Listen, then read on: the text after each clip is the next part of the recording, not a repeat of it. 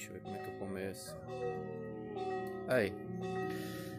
Eu tive uns entendimentos ontem à noite que eu deveria ter gravado durante a madrugada, mas não deu tempo. Não consegui porque estava escuro, obviamente, e dentro de casa não quis gravar. Tá, tive uns entendimentos acerca da questão do bode expiatório. O que é o bode expiatório? Os judeus tinham o costume de pegar um bode e sacrificar, e o outro bode eles pegavam e largavam para o deserto, carregando os pecados do povo para fora da nação, no sentido da comunidade. Esse bode era oferecido a Azazel e ele tinha que levar os pecados do povo para fora, enquanto o outro era dado em sacrifício a Deus como expiação por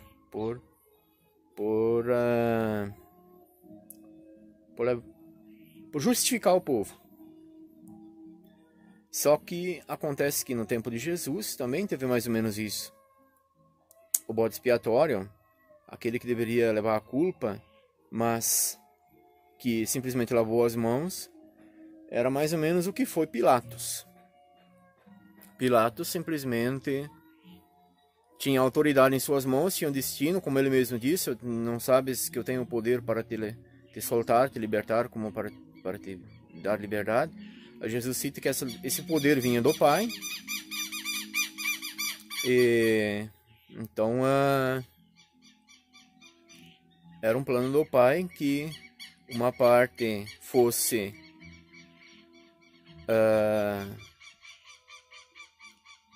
ao máximo de seus pecados, enquanto que outra parte pagava o preço da justificação, que seria Jesus. Em Jesus somos justificados pela fé nele. Só que acontece que atualmente percebe-se também isso.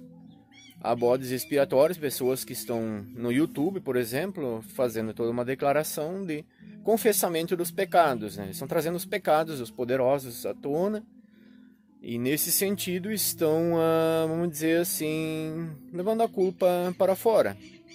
A culpa não está mais com os poderosos que têm todos os seus pecados e todos os seus planos diabólicos sobre a humanidade, mas a culpa cai sobre o bode expiatório, que é aquele que denuncia, aquele que traz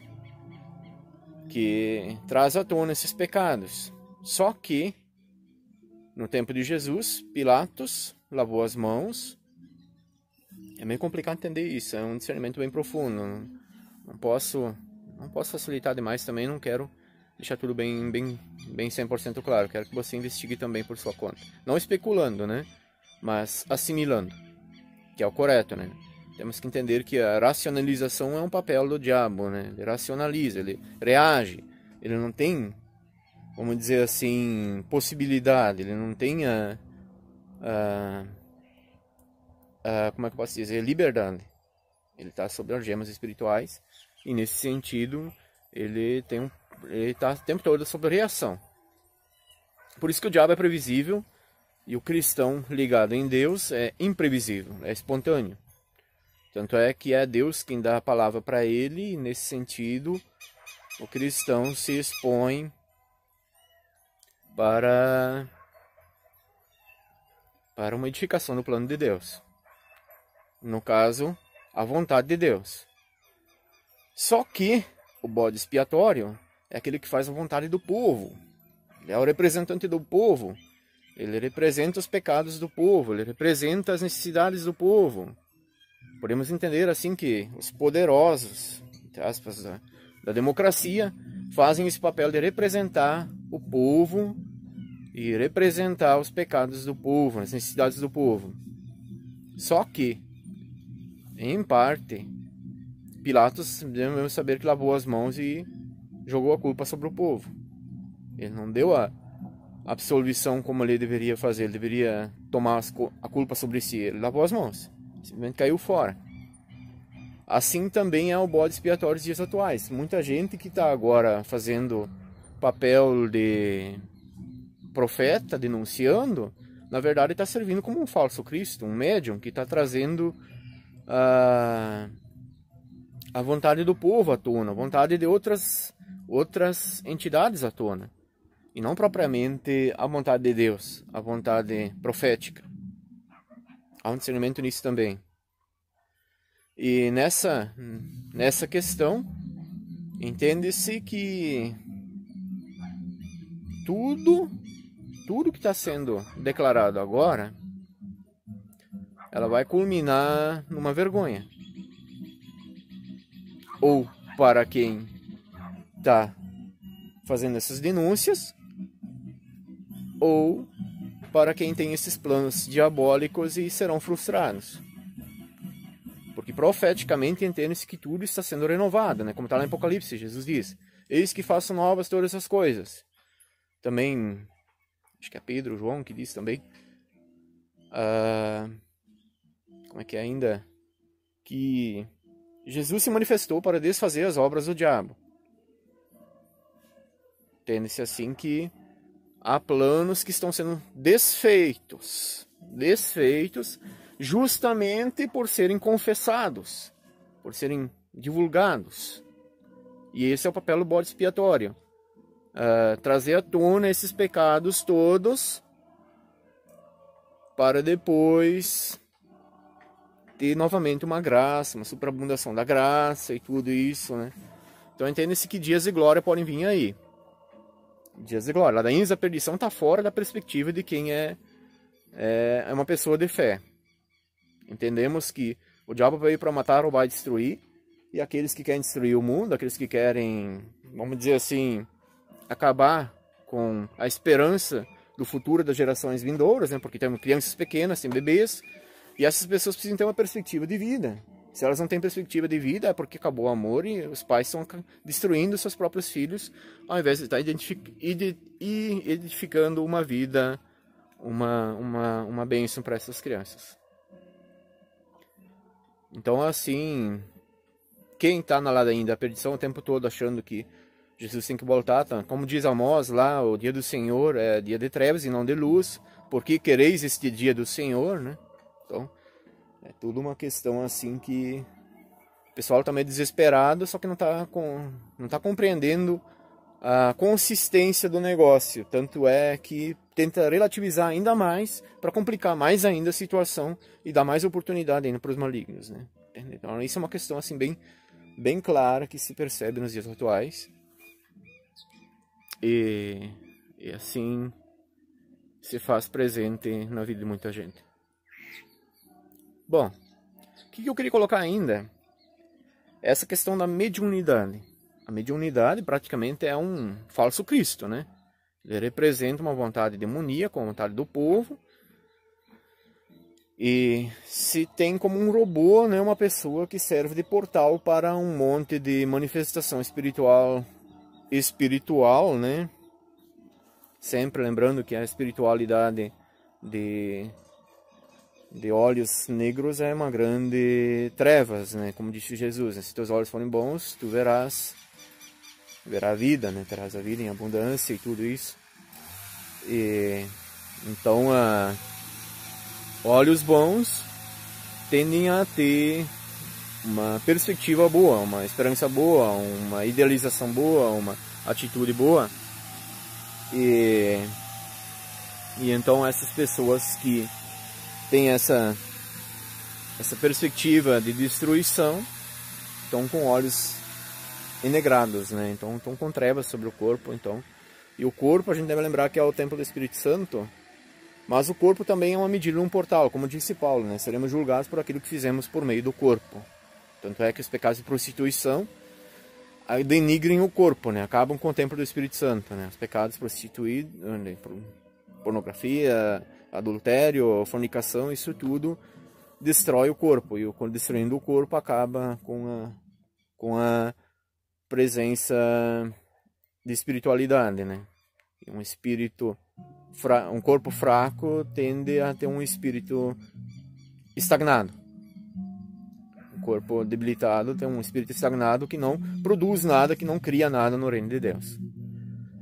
Prova disso é que eu tenho conclusão de que, já tive a conclusão perfeita, lendo a Bíblia ali, que a memória ela está registrada no espírito, né?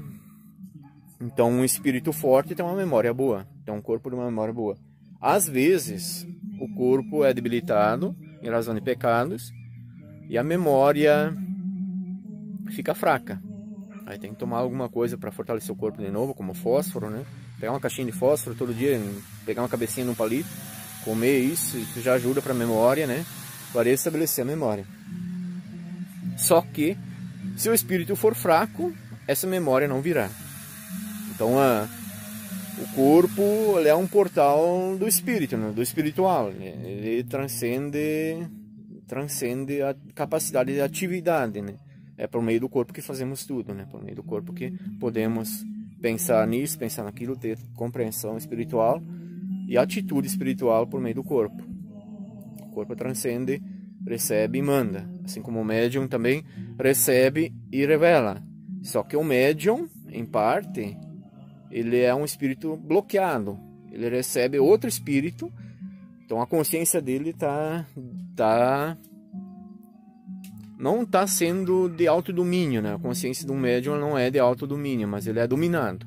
Assim também o falso Cristo representa Satanás e ele é dominado, né?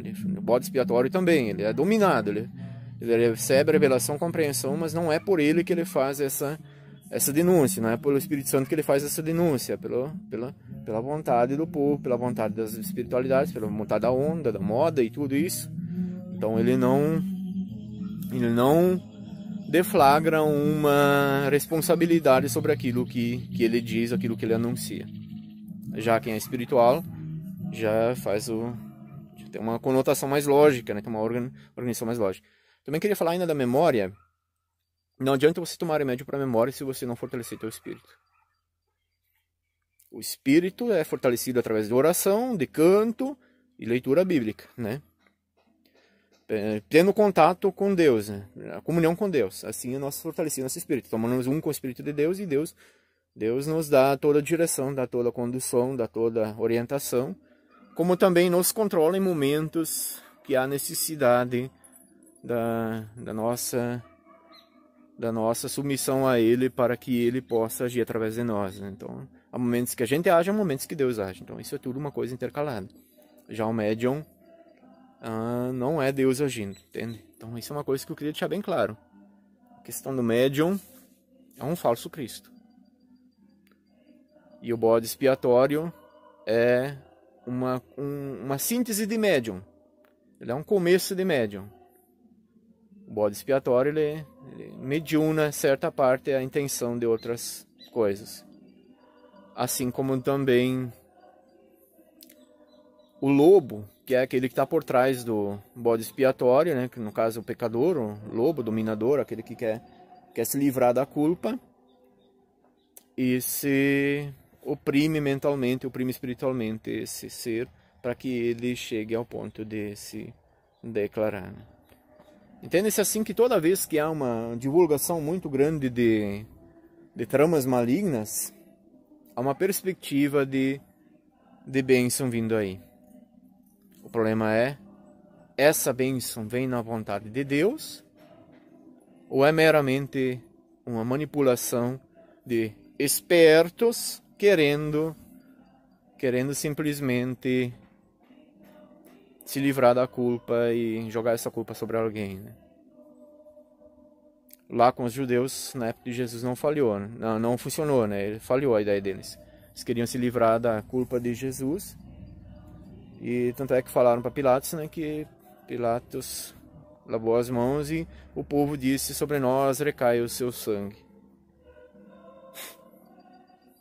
Entende a armadilha? Que era para ser um caminho de bênção, virou um caminho de maldição. E isso é o papel do médium, né? Ele traz essa questão assim de alívio sentimental, alívio emocional, alívio espiritual, quando na verdade é uma prisão sobre um outro projeto que está por trás disso. Eu vou parar por aí, mas espero que tenha sido compreendido, né? Essa questão do bode expiatório são pessoas assim que estão ali a serviço do mal, sem saber que estão a serviço do mal, né? São inocentes, mas na verdade culpados. E eles tentam se livrar da sua própria culpa quando caem em si. Eu sei porque eu mesmo já passei por essa questão de mediunidade. Sofri programação mental. E numa revelação profunda, me acheguei a um pastor e o pastor fez uma oração entregando meus pecados aos pés da cruz. Então a gente tem que lembrar sempre que é Jesus que espia e não o homem. O homem pode virar a ser um intercessor, o que é diferente. O intercessor é como se fosse um quase Cristo, né? Um cristão, Cristo, um representante do reino dos céus que leva o perdão. Só que essa questão da intercessão, ela tem uma viabilidade profética, né? Ela tem que ter uma viabilidade profética, senão ela não é real. Se ela não é por uma intervenção divina, profeticamente, sobre revelação, essa intercessão não tem sentido, né? Conforme o plano de Deus, então tem que se buscar a vontade de Deus por meio de oração e tudo, e perdão, e leitura da Bíblia, fortificação espiritual, tá bom? Tá, joia. Já estou me ensinando demais. Eu vou publicar isso aí. E fica a teu critério aí, se tu quer divulgar isso aí para outras pessoas também, ou quiser fazer uma assimilação, assistir mais vezes. Fico contente quando as pessoas assistem mais vezes, porque isso gera vamos dizer assim, uma caracterização de firmação, né? Memorização, firmação. E isso é importante para a gente poder ter uma estrutura sólida e uma base bem edificada, tá bom? Abraço a todos, obrigado por ter assistido até aqui. E assim eu encerro o vídeo. Muito bem.